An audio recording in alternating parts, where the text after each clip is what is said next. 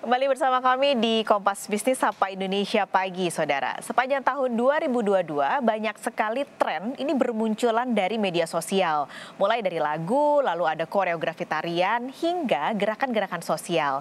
Nah, bagaimana kita bisa memanfaatkan tren-tren yang ada di media sosial tersebut? Kami sudah bersama dengan Director Creator Partnership Meta, Revi Silviana pagi ini. Mbak Revi, halo, selamat pagi Mbak. Halo Mbak Paskali, apa kabar? Senang sekali bisa jumpa kembali. Sama-sama Mbak Revi, aku juga senang banget karena kita mau ngomongin soal tren nih. Jadi sepanjang 2022 sebenarnya tren apa sih yang bermunculan dan bertahan cukup lama di sepanjang tahun ini? Oke, aku mau cerita, sebenarnya kita tuh baru aja meluncurkan for the first time Instagram Gen Z Report. Jadi ini berdasarkan data internal dan juga kita survei kerjasama dengan Populix dengan kurang lebih 2.000 Gen Z. Jadi ini usia 18 sampai 25 tahun ya di Mhm. Indonesia. Kita menemukan ada 3 temuan menarik nih. Yang pertama, Gen Z itu menyukai koneksi dan hiburan di satu tempat. Semua orang suka hiburan, tapi spesifik untuk Gen Z, mereka pengen saat mereka menikmati hiburan, mereka juga bisa men-share atau terkoneksi dengan circle mereka.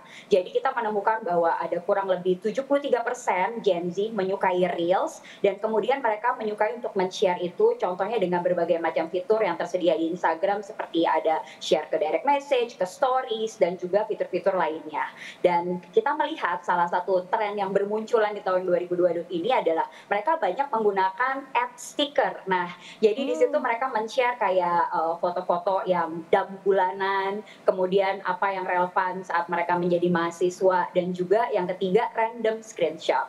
Nah, kemudian temuan yang lain juga melihat bahwa ternyata di antara berbagai macam platform di Asia Pasifik, Facebook dan Instagram ini memiliki tempat yang tertinggi, memiliki overlapping antara menikmati hiburan dan koneksi. Jadi kembali kepada berbagai macam fitur yang kita sediakan di platform. Temuan yang kedua, dan ini cukup menarik karena ternyata Gen Z ini sangat concern terhadap aksi-aksi sosial. Jadi kita melihat bahwa mereka sangat concern terhadap isu sosial seperti sustainability, Hmm. women empowerment, terus kemudian autentikasi dari sisi personalisasi. Nah, ini jadinya menarik kalau untuk para brand karena 46% dari Gen Z itu melakukan decision making itu berdasarkan bahwa apakah brand ini concern terhadap lingkungan dan Oke. juga sustainability. Jadi ini juga bisa menjadi salah satu insight buat para brand ke depannya. Yang terakhir, yang ketiga, Gen Z ini sangat concern terhadap personalisasi identitas digital. Jadi mereka adalah generasi digital native pertama karena Gen Z ini adalah generasi pertama yang dari lahir udah ada internet ya Mbak Mhm. Paskalis. Jadi mereka sangat melek terhadap dunia digital dan mereka ternyata menyukai segala hal yang relatable terhadap experience digital seperti AR, VR, dan juga berbagai macam fitur Ah, metaverse lainnya.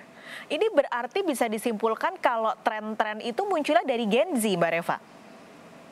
Jadi sebetulnya nggak saya rasa semua generasi bisa menggerakkan tren, Mhm. tapi Gen Z ini tentunya juga salah satu generasi yang penting. Lagi banyak pertanyaan sekarang dari sisi marketers, dari sisi brand, dari sisi creators, karena Gen Z ini kan pasar, baru ya, dan populasinya luas. Jadi kalau kita lihat, total globally ada lebih dari 3,2 miliar Gen Z atau lebih dari 41%.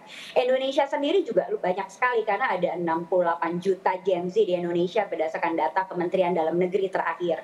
Nah, ini tentunya akan menjadi potensi luas untuk menjadi penggerak ekonomi ke depannya karena mereka juga tadi sudah melek internet, saat mereka lahir juga harga dari device sudah lebih terjangkau, kreator ekonomi bermunculan dan tentunya platform juga sedang berlomba-lomba dengan berbagai Hmm. macam fitur secara rapid diluncurkan. Jadi ini adalah pangsa pasar yang menarik, kita punya harapan besar untuk masa depan kita di Indonesia dan khususnya globally dari generasi Gen Z ke depannya. Oke, ini menarik banget karena, berarti tren yang juga tadi Mbak Revi sebut tuh, generasi Z nih yang biasanya mungkin kelihatannya hura-hura tapi ternyata enggak gitu, di bidang sosial pun mereka cukup tinggi tadi trennya. Iya, Tapi melihat betul. dari tren yang muncul yang sudah disurvei juga oleh, Instagram, Mbak Revi melihatnya ini biasanya munculnya dari sebuah lagu atau dari topik tertentu sih tren ini muncul?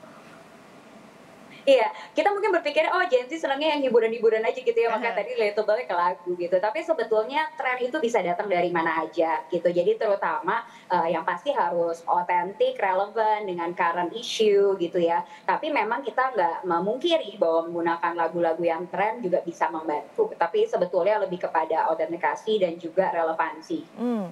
Oke, otentik dan relevansi berarti itu yang harus jadi tips. Nah, ini tips lagi mungkin selain membuat kreator atau konten-konten yang otentik, yang relevan tadi, ada tips lain nggak sih Mbak Revi supaya ini orang-orang semakin banyak yang bisa membuat tren-tren baru di media sosial?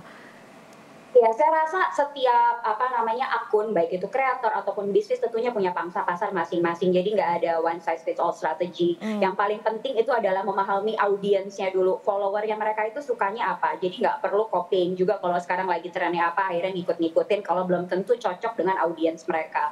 Jadi terus pelajarin insight dari si akun tersebut, apa yang disukai oleh si followernya. Yang kedua tadi aku udah cerita tentang masalah relatable dengan audiens dari sisi autentikasi dan juga kemudian tren-tren yang sedang isu, mungkin sedang menarik. Dan yang paling penting kalau mau menciptakan tren itu ada sesuatu yang simpel dan mudah ditiru gitu. Jadi jangan complicated karena kita harapannya kalau mau menciptakan tren tentunya akan jadi viral. Jadi orang harus bisa mudah mengcopy dari sisi tren tersebut. Kemudian tadi coba fitur-fitur dari sisi berbagai macam fitur yang tersedia, coba kira-kira jenis konten apa yang paling relevan dan paling cocok, dan juga dari sisi lagu yang lagi tren atau filter yang sedang tren. Yang terakhir untuk meningkatkan audiens bisa kolaborasi dengan para kreator juga ataupun kreator dengan sesama kreator sehingga bisa reach wider audience.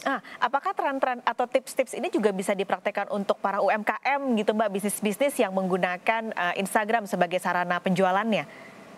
Ya pasti, karena sebenarnya definisi kreator itu luas sekali, bukan hanya personal creator, bisa juga dari sisi bisnis atau kalau kita bicara ke depan itu ada virtual creator, kemudian ada AR creator dan lain-lain. Tapi kalau tadi Mbak Pakalis zoom in khusus ke UMKM, kita melihat ada beberapa prediksi nih dari tren-tren Gen Z tersebut. Yang pertama, ke depannya di tahun 2023 kita melihat bahwa akan masih terus tinggi interaksi dari konten-konten yang relatable dengan travel dan juga dengan kuliner.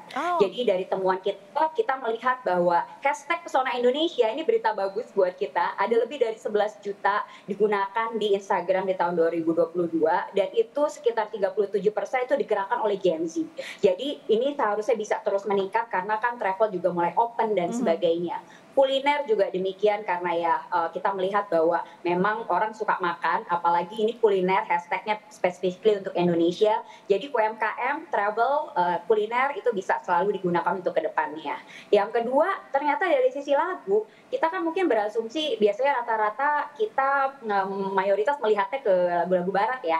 Tapi ternyata temuan Gen Z di Indonesia itu mereka menyukai lagu-lagu lokal. Jadi satu dari dua Gen Z itu malah memilih salah satu top lagunya Dunia Tipu-Tipu dari Yura, kemudian juga gerakan dari lagu Indonesia seperti tarian Mendung Tanpa Udang yang diciptakan oleh salah satu musisi dari Madiun, itu ternyata malah banyak digunakan. Jadi ini harapan yang sangat positif untuk kemajuan industri musik juga ke depannya. Nah, yang terakhir elemen dari Gen Z dari sisi avatar dan digital. Jadi kita melihat bahwa 65% dari Gen Z itu mengharapkan ke depannya akan semakin melihat makin banyak fitur-fitur metaverse seperti AR, VR, NFT dan lain-lain.